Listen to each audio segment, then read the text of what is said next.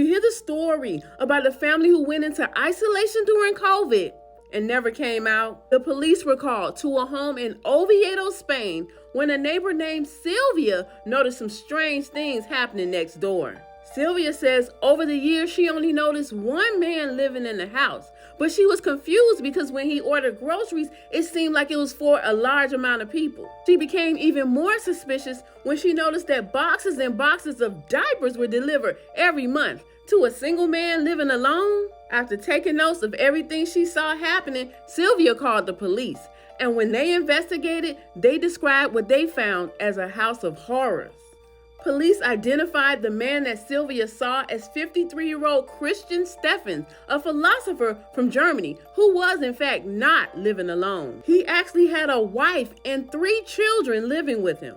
Christian and his wife Melissa, along with 8-year-old twin boys and a 10-year-old son, had been living in the house under strict isolation since 2021. Neighbors were shocked because they never saw anyone entering or leaving the house for years, but they were even more shocked when they heard the police reports about what was found inside. When police raided the home, they found that the children were forced to wear diapers around the clock and were forced to sleep in cribs even though they weren't infants. Investigators also found 5 oxygen purifying generators running around the clock, and the wife's used tampons and pads were stored under their bed. When police officers finally led the kids outside of the home, they say the kids were astonished that they were allowed outside, and one of them even knelt down and touched the grass in amazement. The couple was arrested and are now being investigated for child abandonment, psychological mistreatment, and suspicion of domestic violence.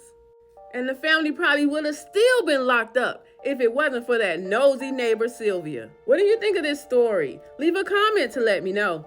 I'm Te-Erika with the T. Follow for more.